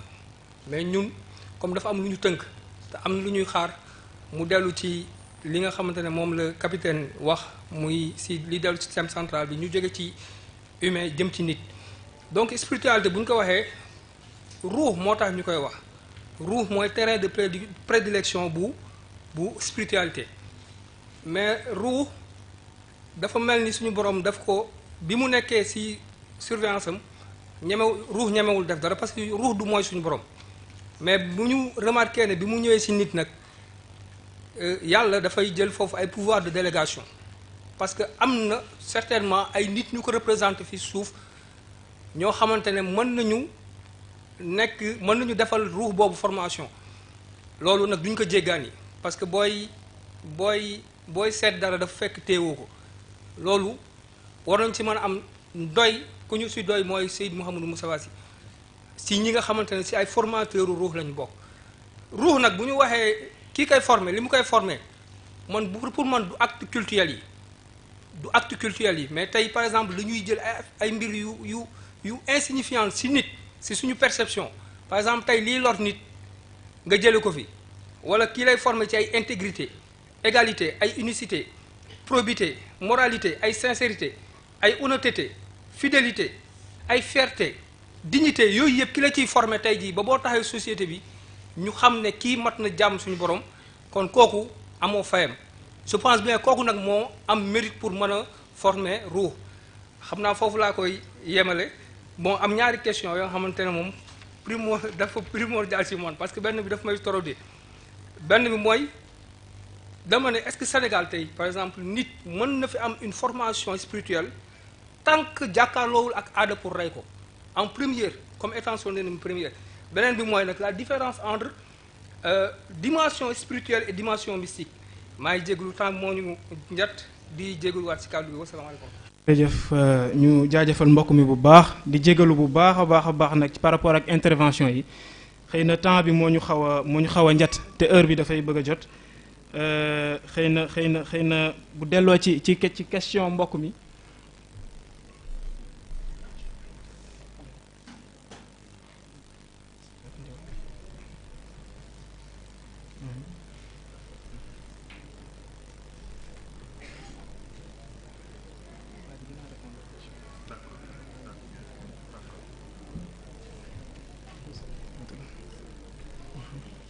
xanaa ma koy asalaamaaleykum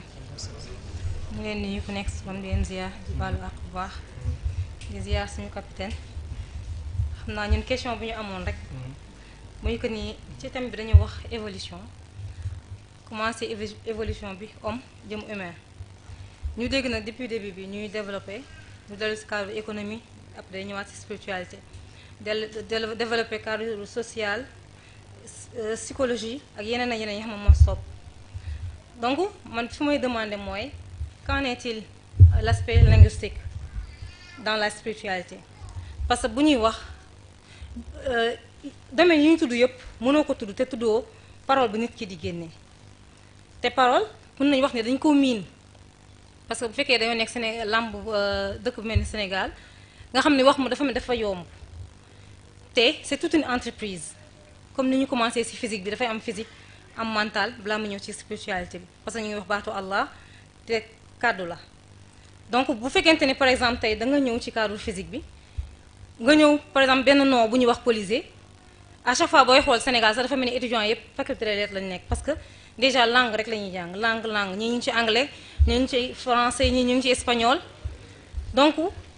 nga gis ni lépp lu ñuy def rek cadre langue lañ koy nattee nga xool par exemple bu doon colisée ngay wax baatu colisée que bi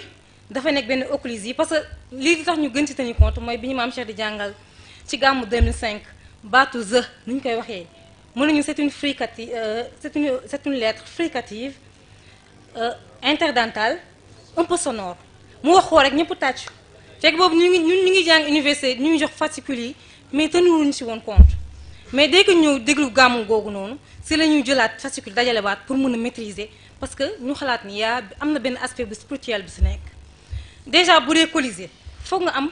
que foog mu nekk lu occlusive dorso-vélaire sourde orale bu ñu waxee occlusive moo nekk lettre boo xamante ne dafay am obstruction bu ñu waxee obstruction nag dafay wuteeg suñu élément santé yi nga xamante ne bu ñu nee obstruction am na partielle wala totale dañu naan nañ ko defal CAT gaaw balaa muy dem ci détresse vitale yi balaa peut-être air bi di manqué mu dem ci yeneen ak yeneen amatu respiration wala dem ci cardiaque genre yooyu mais bu dee occlusive que pour nga wax ko foog mu am obstruction totale ci gémmiñ bi voie buccale bi pour mu mun a génn foog mu nekk dorso-vélaire c'est-à-dire sa digg langue sa digg làmmiñ foog nga teg ko ci vélaire ci nu ma ko mën a waxee ci olof laa doo xam ci voilà ni mun ko firi après foog mu nekk lu sourd c'est-à-dire sa corde vocale yi du nekk luy vibrer mais danga koy bàyyi mu génn normal foog mu nekk lu oral mooy que ni làmmiñ bu ndaw bi la yàlla defal foog nga bàyyi ko mu wàcc foog nga bàyyi ko mu yéeg pour que air bi mën a génnee ci sa gémmiñ bañ a jaar ci sa bakkan à la différence boo bëggoon wax on ak boo bëggoon wax o donc nga ñëw ci o bi foog mu nekk lu ñu labialiser c'est-à-dire foog nga utiliser say tuñ pour nga def ko foog mu nekk lu postérieur mënoo jël sa tuñ yi nga étaler ko ba pare nga bëgg a wax o mënul nekk foog mu nekk lu mi-fermé mënoo tëj sa gémmiñ nga bëgg a prononcer o c'est mënul nekk foog mu nekk aussi lu oral déjà ñaari lettre laa fi joxe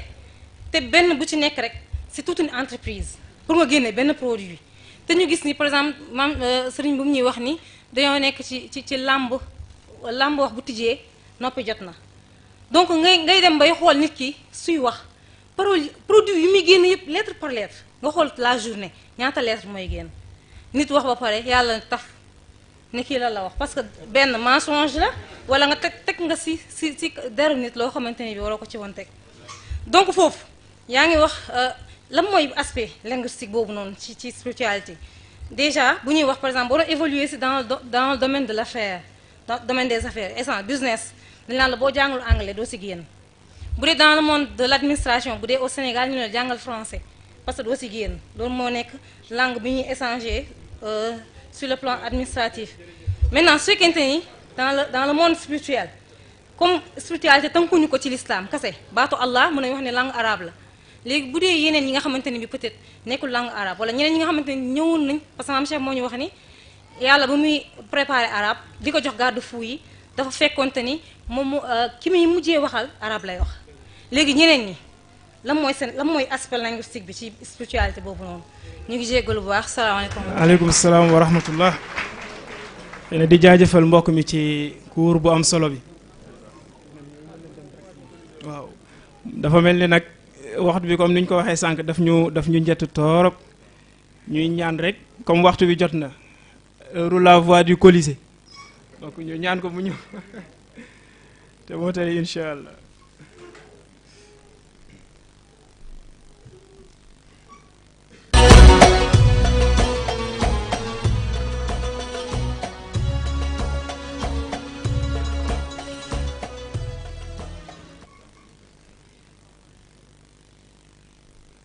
salaamaaleykum wa rahmatullahi taala wa barakaatu.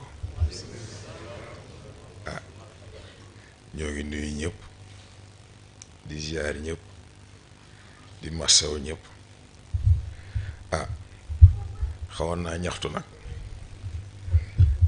ndax ñëpp posé question yu tontu ñu nar a bàyyi sama bos ah loolu moom duma ko d'accord waaye sant yàlla rek. ndax bu ñu nee pôle physique ne pôle mental ne pôle spirituel l'essentiel mooy c'est une même équipe loolu rekk a ci nekk moo tax boo mbir yi amee solo ñëpp a ko moom bu mbir yi amee njëriñ ñëpp a ko moom bu mbir yi amee barke ñëpp a ko moom yàlla yàlla xeeb dolli ah xam naa nag moom pôle spirituel bi nañ tàmbalee neex na moo tax tey moom xam naa dañuy xaw a ñeme affaire rek xam naa man sax fi ma bëgg a njëkk ñëw ci question bu ñu posé léegi la ci cadre repère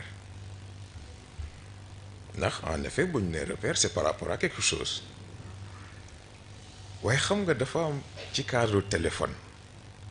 li ñu woowee triangulation loolooy njëriñam yàlla da lay jox repères yi ndégam dégg nga ko ndax boo amee coordonnées yi aussi te amoo matériel bi mën a extraire information bi amul sens kon nag ni ko Mouhamed indee ci jeu bi diggante nit keeg yàlla ci jeu bi ngay mériter information ngay mériter repère bi ngay jékki-jékki ne tak am lu débloqué nga ne ah kon ndeke nangam la muy benn ngay demaat di demaat sa diggante ak sa borom ngay dem di ñëw mu lay jox ngay jël beneen repère taxaw nga ne ah kon nekkee nangam la nga demaat ci jeu bi nga amaat beneen repère nga ne ah kon nekkee nangam la waaye xam nga li neex lan la triangulation la jox position exacte position approximative la lay jox mu dellu ci li ñuy tudd sànq yàlla mën na la yar mën na la defal lépp waaye yitte bi yaa ko moom kon nag notion yi yitte nit ki la moom moo koy sonn moom mooy def li tax muy xam nag léegi bu trianguler ba xam à peu près moom fan la situé wu notion yi lay jëfandikoo ba xam moom position exacte mën a natt nag léegi nag progression am waaye kon léegi baat bi wolof di wax naan ko xamatul foo jëm da ngay dellu foo jógee te Serigne Cheikh wax ni xel bi nga ñàkk ba xamatoo foo jëm moom nga ñàkk ba xamatoo foo jóge ah là les choses deviennent intéressantes ndax xam nga foofu dafa am lu ci neex xamoo foo jóge xamoo foo jëm waaye li ci neex mooy yàlla fépp la nekk comme yàlla fépp la nekk est-ce que réer tax na nga rëcc yàlla est-ce que réer tax na nga rëcc yàlla moo tax baat bi soxna si tudd sànq est-ce que àgg ci yàlla wóor na looloon def ba jóge ci moom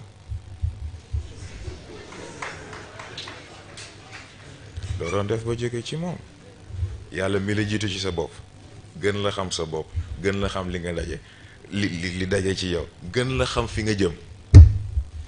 buñ ne dem ci yàlla dañoo déggul yàlla kenn du dem ci moom da ngay dellu ci moom ndax nit bu judd xam na yàlla nit bu judd am na diggante bu dox ak boroomam kon nag lan moo xew ci diggante bi ba rupture boobu di am ba recherche di war a am redécouverte war a am xamante war a amaat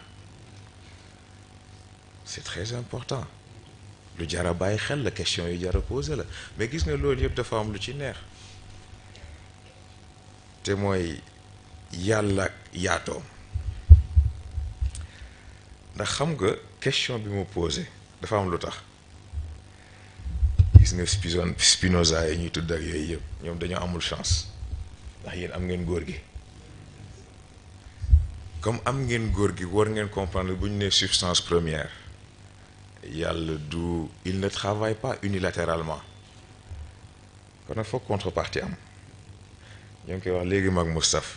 absence ne signifie pas vide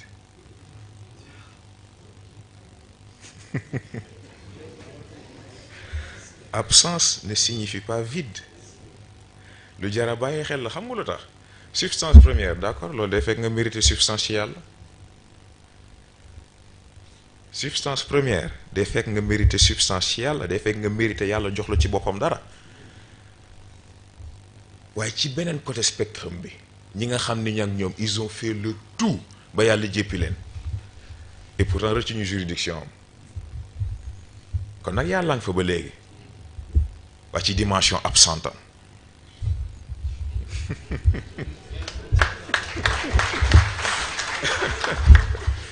ndax xam nga yàlla ci mbaaxam ak màndoom xanaa xamoo leen ni ki nga xam ne moom nee na yàlla amul bu gaañoo pour yéen dafa am ay malaaka yi fii leneen déedéet yàlla du tas yaakaar nee nga yàlla amul du la wan boppam fa mu lay tëj kenn xamul nga nekk fa ba fa ñooñu juumee naan je pense donc je suis foofu la ñuy juumee ndax gis nga ci moment boobu penser amu fa sens xalaat du la fa génnee ndax xalaat la fa dugal te góor gi ñun jàngal lañu ne nit dina wax ba dugal boppam ci kàmm waaye mënul wax ba génne boppam kon nag foofu xel du la fa génne comme daal sa àdduna yëpp lànk nga yàlla waa léegi nooy def fa ayna tazhabun loolu rek la mais pour wax la mbaaxu yàlla gis nga ki nangu fekk si nangu baat bu am solo la nangu ndax nit war nga nangu ñett faw nga nangul yàlla faw nga nangul sa bopp waaye faw nga nangul ñi nga séqal ñetti yëpp faw nga bàyyi ko xel ndax kilifa goo gis ñetti yi ko wër boroomam bi ko tiim seede lépp fekkee lépp xam lépp xam ne bu wéetee ñoom ñaar la mook boppam digganteem ak boppam sincérité am ak boppam bu paree nag mook nit ñi ñim ko séqal ñim séqal liggéey bi ñim séqal penc mi ñetti nangu yi ndax ku si nekk foog nga nangul ko fi mu toll c'est aussi simple que ça gis nga kawel ba raw ñëpp gaawal ba dépassé ñëpp waaye fekk nanguloo ñi ci des li ñu doon yow ci sa bopp munoo am jàmm ndax fekk yaa ngi àtt nit ñi ci yow ni nga toll yaa ngi tooñ te fekk yaa ngi tooñ di nga wàcc kon nag màndu c'est très important gis nga lii yëpp dee delluwaat ci absence bi ma tudd ndax moment bi nga xam ne absence bi yàlla daf koy jëflante ak yow ci sa xel ba li nga war a xalaat ba xam ni ndeke yow yaa juum honnêteté boobu absence su honnêteté boobu lépp yàlla la ndax loolu yëpp ci façon yi muy yare nit la foo yooyu yëpp ci façon yi muy nattee nit la yooyu yi muy fàttali nit la ni ko mag yow bokkuñu bu ma la séddee ci sama boppit am lu ma jël ci man def ci yow maag yow bokkuñu dangaa matadi te ci matadi ngay dëkk damaa mat te ci mat laay dëkk kon nag bul mës a jumbee comparé bokkaale yeneen yàlla taxul yàlla buy wax bokkaale nit lay waxal bul gis sa bopp ba fàtte ma ay xërëm ak yii yëpp ay comédie la ndax xërëm lan moo ko indi xërëm lan moo ko indi nit moo xam ne yàlla am na waaye dafa xeeb boppam ci di ko jaamu directement moo tax il faut mu jéem wut intermédiaire waaye nag comme nit dafa ñeme yàq di dénaturer di dénaturer di dénaturer ba jël xërëm bëgg ko def yàlla ah moo tax loo leen ci gis am na xërëm yoo xam ne fu nit taxawee ci seen kanam ñu dañuy taxaw ci kanamu yàlla jéggal ma c'est extraordinaire ci cadre absence boobu nag léegi dualité bi substance première absence constante nan la nit di équilibrer loolu c'est tellement simple mooy li ñu fi tudd rek nit jëlal sa bopp jox yàlla gis nga ko gisoo ko yëg nga ko yëgoo ko li la wér te wóor yaa ngi ci loxo yu wóor loolu rek ci am solo loolu nag la mag ñi rawee ñëpp ndax ñëw seen diggante ak seen borom utuñ ci condition utuñ ci waxtaan utuñ ci dara na jël lépp na def lu ko neex lu mu ci def baax na moo ngoog ah xam naa sax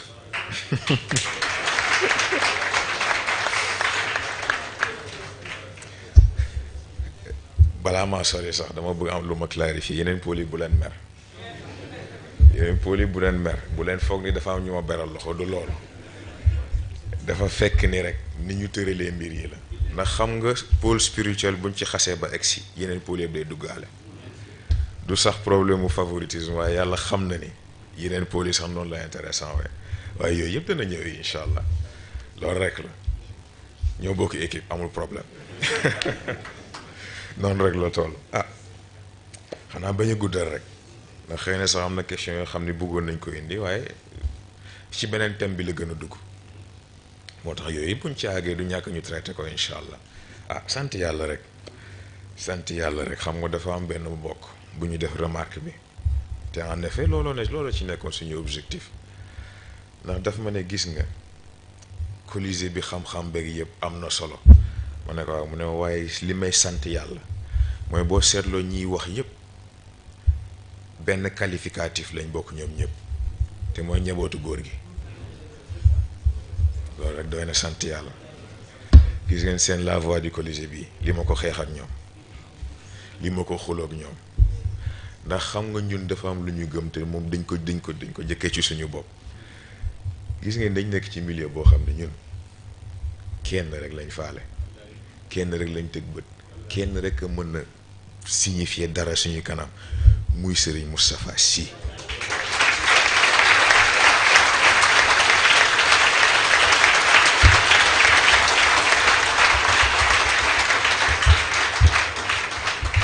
kon nag la voix du Colisée capitaine ak chef de guerre ak yooyu yëpp baax na li ñu intéressé ñun mooy li benn moo ko wax mu sori ci man lool ca gàmmu ga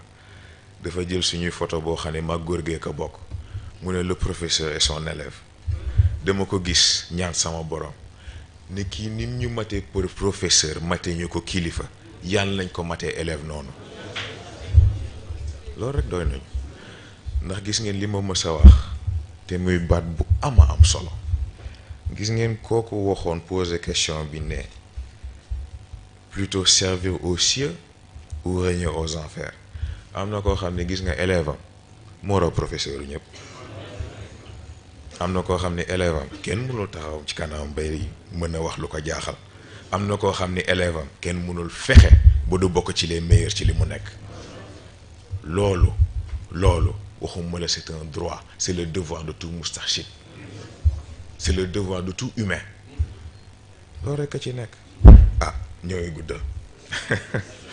xanaa di gën a rafetlu rek exposé yi xam naa moom da ngeen ma gën a créer problème rek ndax yéen da ngeen di publicité aller retour bi ba pare wëlbati ko naa ma nit ñaa ngi koy laajte waaye yéen da ngeen di publicité aller retour bi ba pare wëlbati ko naa ma nit ñaa ngi koy laajte. waaye yàlla baax na incha allah yàlla na yàlla mottali yëpp yàlla na yàlla aar ñëpp yàlla na yàlla mottali yéene yi yàlla na yàlla matal aajo yi ah ba beneen yoon kon wasalaamaaleykum wa rahmatullah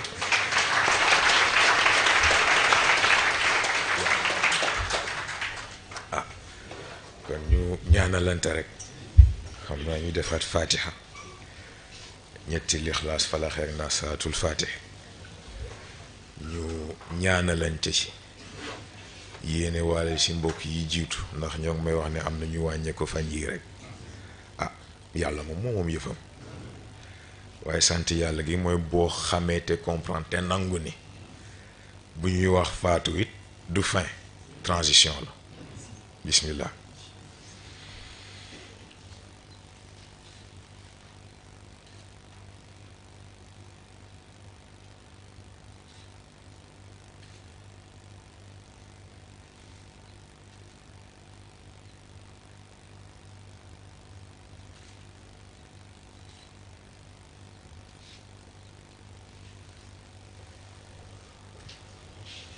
amiin incha allah jërëjëf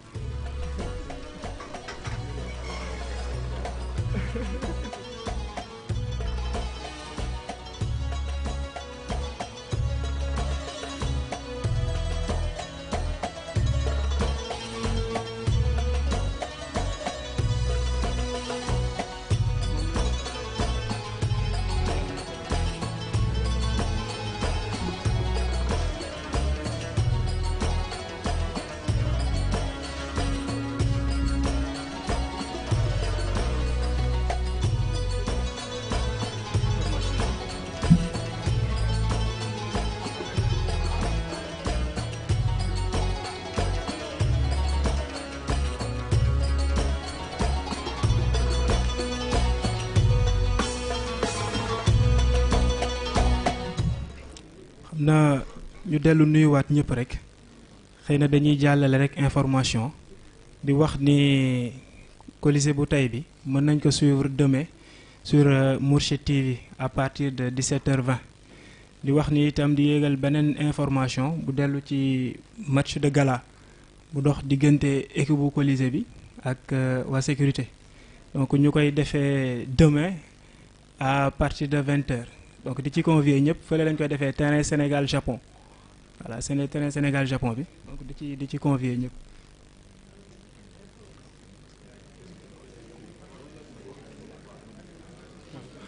beneen bi itam ñuy ñaan mbokk yi bu ñu génnee rek comme ça ñu gaaw tegu ci yoon bi te bañ a occuper mbedd mi comme dafa xaw a xat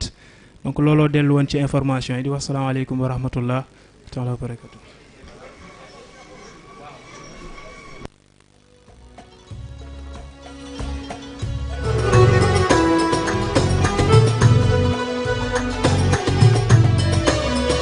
ñi sopp sunu góor gi Serigne Moustapha wayle leen ñu ko amuñoo ku gën Serigne Moustapha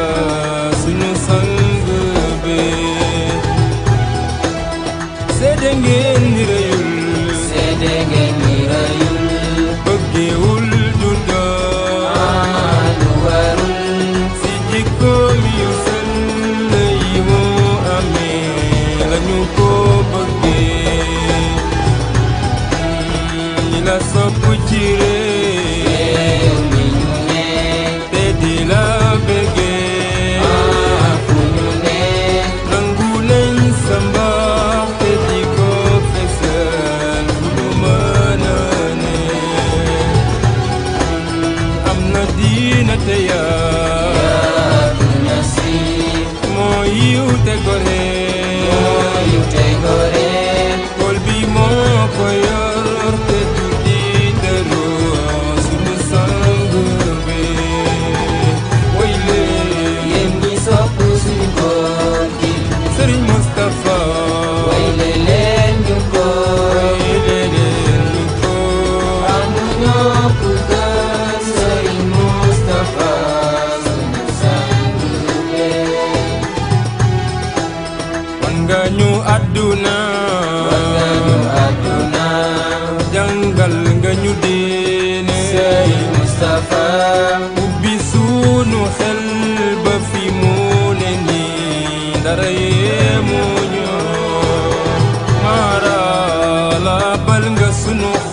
yi Sëriñ Mustapha ba ñun sañu ñoolu ñaaw lu ñu mbaax mayul ñu wan ko gannaaw dese sunu ngor xam nañoo li ñu doon xam nañu li ñu doon ngir yow xam nañoo ki nga doon xam nañu ki nga doon sañu ñoo fawee du ñu sàggane sunu dignité way leen yéen ñi sopp suñu góor way leen Serigne Moustapha way leen ñu góor way leen ñu góor amuñoo ku gën Sëriñ Mustapha suñu sang bee way wi de ñu la way way dañu la way wayandoo taxul wayandoo taxul li ci sunu xol yeenu sonal suñu way la ko bu dee naaj ñu ñëw dee naan ñu ñaaw bu dee taw ñu dee ñëw taw ñu ñaaw sunu yéene mooy noog yow ba fa mam xalifa ñoo ngi ñaan rabbana ñoo ngi ñaan Rabbana yal na sàmm sunu góor gi Sëriñ Mustapha te mu may ko wér ba mu yeggale ni ko maam yéen way leen yéen ñi sopp suñu góor way leen Serigne Moustapha way leen ñu góor way leen ñu góor amuñoo ku gën Sëriñ Mustapha suñu sang sang bee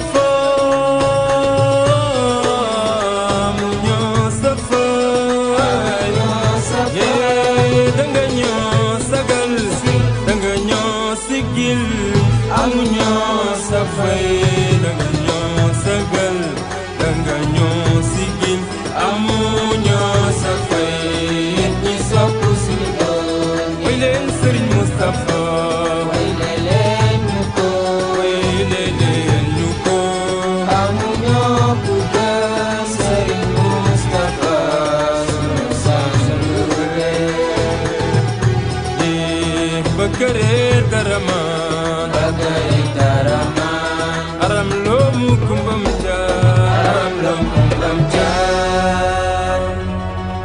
Leru mam Sofek Mam Sheikh Tijan Ñongi la